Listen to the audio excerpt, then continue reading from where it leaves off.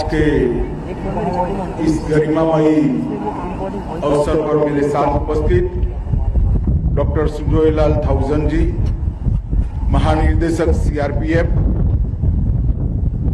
दर्शक दीर्घा में बैठे हुए श्री अजय कुमार भल्ला जी, गृह सचिव भारत सरकार, श्री पंकज कुमार जी, उप राष्ट्रीय सुरक्षा सलाहकार, श्री अशोक जुनेजा जी, महानिदेशक छत्तीसगढ़ पुलिस, श्री कुलदीप सिंह जी, पूर्व महानिदेशक सीआरपीएफ, और आज सीआरपीएफ परिवार के उपस्थित सभी परिवारजनों, बच्चों और प्यारे जवानों, सबसे पहले सीआरपीएफ जैसे महान संगठन की 84वीं वर्षगांठ पर मैं देश भर में स्थित सीआरपीएफ के हर जवान को, हर अधिकारी को और उनके परिवारजनों को हृदय से बहुत बहुत बधाई और शुभकामनाएं देता हूं।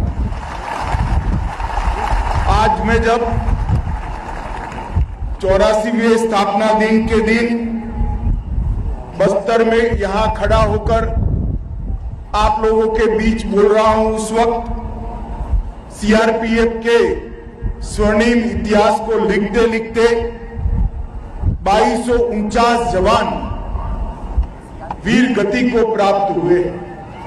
मैं आज इस मंच से कृतज्ञ राष्ट्र की ओर से सीआरपीएफ के वो सभी 2249 जवानों को हृदय से श्रद्धांजलि देता हूं और उनके परिवारों जनों के साथ हमारी एकता और उनके साथ खड़ी रहने की प्रतिबद्धता को फिर से दोहराता हूं। इसके साथ साथ देश की आंतरिक सुरक्षा को निर्धारित करने हेतु अपनी ड्यूटी करते करते जो शहीद हुए हैं, ये देश भर के 36,000 से भी ज्यादा अलग अलग पुलिस बलों के जवान को भी मैं श्रद्धांजलि देकर मेरी बात की शुरुआत करता हूं। मित्रों, आज सीआरपीएफ की स्थापना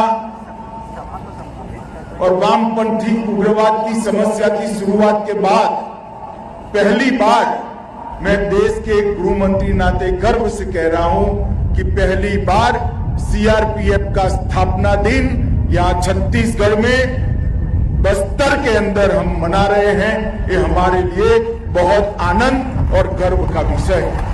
उस मौके पर छत्तीसगढ़ क्षेत्र के अंदर वामपंथी उग्रवाद को समाप्त करने के अभियान का नेतृत्व करते हुए सीआरपीएफ के 763 जवानों ने अपना सर्वोच्च बलिदान दिया है। मैं वो सभी जवानों को मनपूर्वक श्रद्धांजलि देता हूं और उनके परिवारजनों को बताना चाहता हूं कि आज वामपंथी उग्रवाद के खिलाफ हमारी जो लड़ाई है, विजय के अंतिम पड़ाव पर जो खड़ी हुई दिखाई पड़ती है, इसकी नींव में आपके परिजनों के सर्वोच्च बलिदान का बहुत बड़ा योगदान है। उनके बलिदान से ही ये स्वर्णिम अक्षरों में विजय गाथा लिखी जाती है, इसका पूरे देश को संज्ञान है। मैं हृदय से उन सभी को नमन कर मेरी कृतज्ञता व्यक्त करता हूं। मित्रों, चाहे जम्मू कश्मीर का क्षेत्र हो, चाहे नॉर्थ ईस्ट की अशांति के खिलाफ लड़ना हो, चाहे वामपंथी उग्रवाद के क्षेत्र के अंदर पल पल सजग रहते हुए, वीरता प्रदर्शित करते हुए जवानों ने जान जोखिम में डालकर आदिवासियों तक विकास को पहुंचाना, हर क्षेत्र के अंदर सीआरपीएफ के जवानों ने अप्रतिम शौर्य और बहादुरी का परिचय देश की जनता के सामने और समग्र दुनिया के सामने देने का हमेशा काम किया। मैं आज इतना सुनिश्चित कह सकता हूं कि देश की आंतरिक सुरक्षा के इतिहास में सीआरपीएफ के इतिहास जो स्वर्णिम अक्षरों में लिखा गया है, वो आप सभी जवानों के साहस, शौर्य और बलिदान की भावना से ही अंकित हुआ है। मैं फिर से एक बार आप सभी को बहुत बहुत बधाई देना चाहता हूं। मित्रों, आज स्वतंत्र सेनानी उषा मेहता जी की जन्मतिथि है, उनको भी मैं शीश झुकाकर नमन कर कर आगे बढ़ना चाहूंगा। आज कार्यक्रम में सीआरपीएफ के अलग अलग 3 प्रोजेक्ट का लगभग 174 करोड़ रुपए के विकास कामों का लोकार्पण भी हुआ है और हल्बी भाषा में साप्ताहिक समाचार बुलेटिन भी आकाशवाणी ने शुरू किया।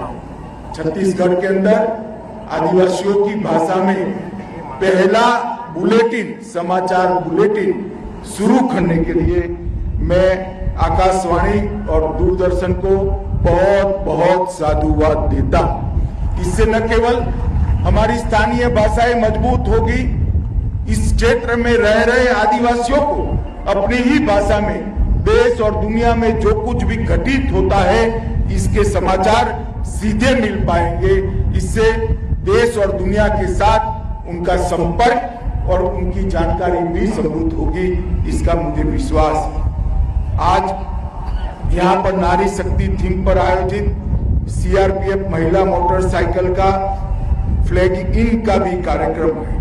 इस 75 महिला जवानों ने 38 मोटरसाइकिलों के साथ 9 मार्च 2023 से लेकर 1848 किलोमीटर की यात्रा करते हुए आज यहाँ पर आए हैं। वो नारी शक्ति को मैं नमन करता हूँ और उनके शौर्य से पूरे देश भर के अंदर महिला शक्ति का सशक्तिकरण हुआ है और सीआरपीएफ का भी किस प्रकार की नारी शक्ति सीआरपीएफ के पास है, ये वीरांगनाओं का परिचय आपने समूचे देश को दिया है और समग्र देश की बेटियों में उत्साह का संचार करने का काम किया है। मैं आप सभी को मन से बधाई देना चाहता हूँ।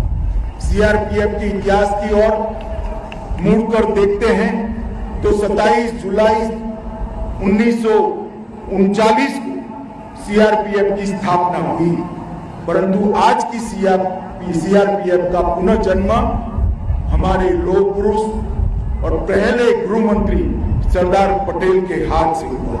28 दिसंबर 1949 को सरदार पटेल जी ने इसका नाम बदलकर सेंट्रल रिजर्व पुलिस फोर्स, जो आज देश की आंतरिक सुरक्षा के लिए एक गौरवमयी पर्याय है, उसको रखा गया। 19 मार्च 1950 को उन्होंने इस बल को मेरे सामने जो निशान खड़ा है, गर्व के साथ हम लोगों के सामने है, वो निशान को प्रदान करने का काम किया और 1 बटालियन से शुरू हुई सीआरपीएफ आज 246 बटालियन, 4 जोनल मुख्यालय, 21 सेक्टर मुख्यालय, 2 परिचालन सेक्टर मुख्यालय, 17 परिचालन रेंज और 42 प्रशासनिक रेंज के साथ 3.25 लाख से ज्यादा नौकरी के साथ देश का सबसे बड़ा सीएपीएफ है। इसका हम सभी को गौरव है। मैं हमेशा आज सीआरपीएफ के जवानों को कहना चाहता हूं कि मैं हमेशा भी देश के किसी भी कोने में उपस्थित होता हूं और किसी अप्रिय घटना का समाचार आता है और साथ में ही जब आता है कि वहां पर सीआरपीएफ पहुंच रही है तो मैं निश्चिंतता के साथ अपने आगे के कार्यक्रम को चालू रखता हूं, क्योंकि मुझे भरोसा है कि एक बार सीआरपीएफ वहां पहुंचने के बाद गलत मंसूबे वाले सारे लोगों को नसीहत करे बगैर सीआरपीएफ का जवान वापिस नहीं लौट सकता। ये भरोसा पूरे देश की जनता को, और मैं आज देश की जनता की ओर से आप सभी को ये बताना चाहता हूं कि आंतरिक शांति और आंतरिक सलामती, ये दोनों के लिए देश की जनता का संपूर्ण भरोसा इस बल पर है और वो आपके साहस और शौर्य के आधार पर ही निर्मित हुआ है। लद्दाख के हॉट स्प्रिंग में 21 अक्टूबर 1959 को चीनी सेना का मुकाबला करते हुए एक अदम्य साहस और बलिदान की भावना का परिचय देते हुए सीआरपीएफ के जवानों ने शहादत दी और वो शहादत को अमर रखने के लिए कृतज्ञ देश ने 31 अक्टूबर को ही पुलिस स्मृति दिन के रूप में मनाने का निर्णय किया। वो सीआरपीएफ और देश के गृह मंत्री दोनों के लिए बहुत गौरव का विषय है। और आज नरेंद्र मोदी जी ने चाणक्यपुरी में भव्य राष्ट्रीय पुलिस स्मारक बनाकर हर 21 अक्टूबर को वहां शहीद पुलिस के जवानों को श्रद्धांजलि देने का कार्यक्रम और पूरे वर्ष देश भर के स्कूली बच्चों को देश भर में शहीद हुए वीर जवानों का परिचय कराने का एक स्मारक बनाया है, वो हम सब के लिए गर्व का विषय है। 9 अप्रैल 1965 को सीआरपीएफ ने कच्छ के रेगिस्तान में सरदार पोस्ट पर पाकिस्तानी सेना का बहादुर से मुंह तोड़ जवाब दिया और इसीलिए 9 अप्रैल को पूरा देश शौर्य दिवस के रूप में 9 अप्रैल को मनाना है। पुलिस दिन और शौर्य दिन दोनों सीआरपीएफ के अकाउंट में ही जमा हुए हैं। ये इस बल की बहुत बड़ी उपलब्धि। लोकतंत्र तभी जीवित रह सकता है जब इसकी सुरक्षा समर्पित तरीके से की जाए। देश के चुनावों को शांतिपूर्ण ढंग से अंजाम देने में बाकी सारे सीआरपीएफ को साथ में रखते हुए सीआरपीएफ का योगदान महत्वपूर्ण योगदान है। पिछले कई चुनाव सीआरपीएफ के जवानों ने हमारे लोकतांत्रिक प्रक्रिया का सुरक्षित रूप से निर्वहन करने की जिम्मेदारी निभाई है। ये पूरा देश इसको बड़ी विनम्रता के साथ इसको देख रहा है। मित्रों, लोकतंत्र के मंदिर संसद भवन, श्री राम जन्मभूमि अयोध्या, ये दोनों पर हुए आतंकी हमले को भी सीआरपीएफ के जवानों ने ही निरस्त किया और लोकतंत्र की सबसे बड़ी पंचायत हमारे गौरव संसद भवन को सुरक्षित रखने का काम भी सीआरपीएफ ने ही किया। बल द्वारा साइबर बाइट नाम की मासिक पत्रिका वेबसाइट पर प्रकाशित की जा रही है। वो साइबर सुरक्षा पर जागरूकता बढ़ाने के लिए सभी संगठनों को प्रेरणा दे रही है। 2022 से सीआरपीएफ में सॉफ्टवेयर आधारित स्थानांतर प्रणाली संतोष को भी लागू कर दिया है, जिससे ढेर सारे जवानों को जो अन्याय होता था नेग्लिजेंसी के कारण, वो अन्याय का निवारण हम टेक्नोलॉजी के आधार पर कर पाए। तो आज जब मैं बस्तर में खड़ा रहकर बोल रहा हूं, तब मैं इतना जरूर बताना चाहता हूं कि हमने, हमारे सुरक्षा बलों ने वामपंथी उग्रवाद के खिलाफ विगत 9 सालों में एक मजबूत लड़ाई लड़ी और हर मोर्चे पर हमने विजय हासिल की। उनको पीछे धकेलने में तो सफलता प्राप्त की ही है, परंतु साथ साथ जो वामपंथी उग्रवादी आदिवासियों के विकास के बीच में रोड़ा बने, न स्कूल वहां पहुंचती थी, न दूरसंचार वहां पहुंचता था, मोबाइल टावर नहीं बनते थे, रोड नहीं पहुंचते थे, सस्ते अनाज की दुकानें नहीं पहुंचती थी, फ्री ऑफ कॉस्ट चावल नहीं पहुंचता था, अस्पतालें नहीं बनती थी, स्कूलें नहीं बनती थी, कॉलेज का सवाल ही खड़ा नहीं होता था।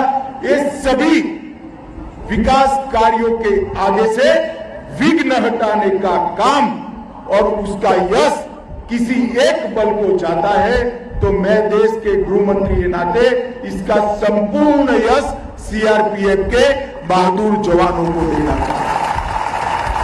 जहां जहां समस्या है वहां के स्थानीय पुलिस को साथ में रखा, उनकी भी हौसला अफजाई की, स्थानिक पुलिस में से वीर जवानों को जोड़कर एक अभेद्य शक्ति का निर्माण किया और सामंजस्य के साथ स्थानीय पुलिस को साथ में रखते हुए सीआरपीएफ ने अपने संगठन कौशल का भी परिचय दिया। और आज हम यहां पर शान से खड़े होकर 84वीं वर्षगांठ मना रहे थे, वो उसी का परिणाम है कि आपने स्थानीय पुलिस को साथ में रखते हुए इस क्षेत्र के अंदर शांति की स्थापना के लिए आपकी वीरता से विजय के झंडे गड़े। वामपंथी उग्रवाद संबंधित हिंसाओं को 2010 के उच्चतम स्तर से नाप ले तो 76% की कटौती और घटने की घटना हम देख रहे हैं। 2010 के मुकाबले में जान गंवाने वालों में लगभग 78% की कटौती नजर में आती है। ये वामपंथी उग्रवादी अंतर्राज्यीय सीमाओं का लाभ न उठा पाए, इसलिए सीआरपीएफ ने जॉइंट टास्क फोर्स भी अलग अलग राज्यों की पुलिस के साथ रचा। न केवल जॉइंट टास्क फोर्स रचा, जॉइंट कैंप्स भी बनाए और ट्राई जंक्शन पर अच्छे तरीके से सुरक्षा को प्रस्तावित करने का काम किया है।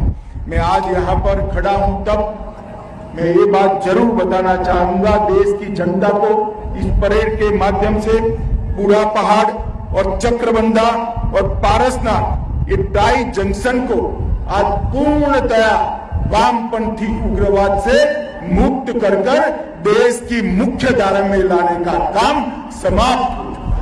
सालों से जहां कोई घुस नहीं सकता था, आज वहां पर विकास के सारे पैरामीटर्स जमीन पर उतरते हुए नजर आते हैं। बिहार में और झारखंड में सुरक्षा का वैक्यूम समाप्ति की ओर है। ये हमारे सीआरपीएफ के वीर जवान और पुलिस के संयुक्त पराक्रम के कारण ही हो चुका। वामपंथी उग्रवादियों की फंडिंग को, स्रोत को रोकने के लिए एनआईए और ईडी द्वारा भी अनेक प्रकार के केस दर्ज कर हम कठोर कार्यवाही कर रहे हैं। हमारी सरकार ने विकास की जो गंगा बहाई है, वो अब वामपंथी उग्रवादी क्षेत्रों के अंदर बेरोक टोक पहुंच रही है।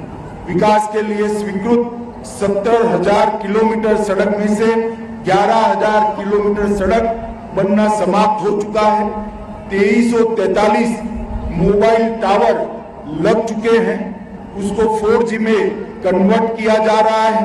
एकलव्य स्कूल को प्रायोरिटी एरिया में खोलने का काम बेरोक टोक चल रहा है। 1258 बैंकों की ब्रांच केवल 5 साल में खोली गई है। 1348 एटीएम खोले गए हैं। स्किल डेवलपमेंट स्कीम के तहत 47 ITI और 68 SDCS स्किल डेवलपमेंट सेंटर्स खोलने का काम भी पूरा हो चुका है।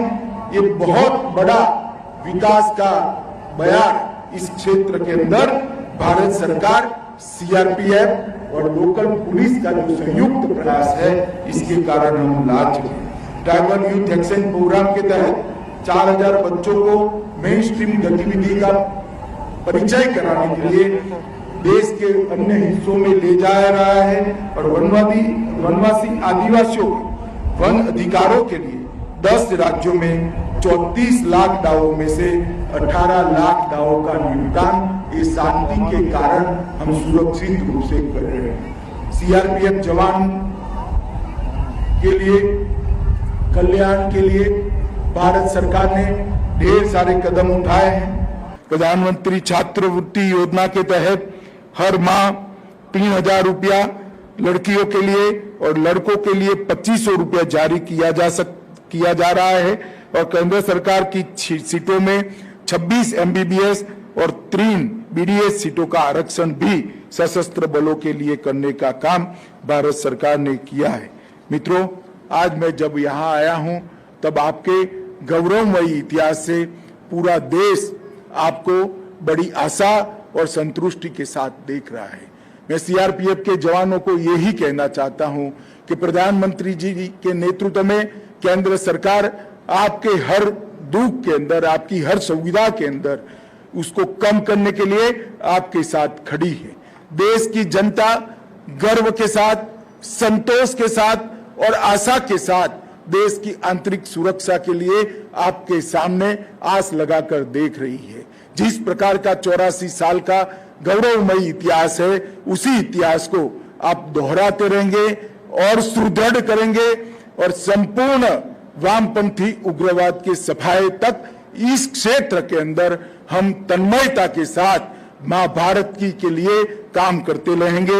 यही आप सभी से अपेक्षा है। वंदे मातरम। भारत माता की जय। धन्यवाद महोदय। बस्तर दर्पण चैनल देखने के लिए आप सभी का बहुत बहुत धन्यवाद। हमारे छत्तीसगढ़ के सभी जिलों का सभी प्रकार के ताजा खबरों के लिए हमारे चैनल बस्तर दर्पण के साथ जुड़े रहिए। धन्यवाद।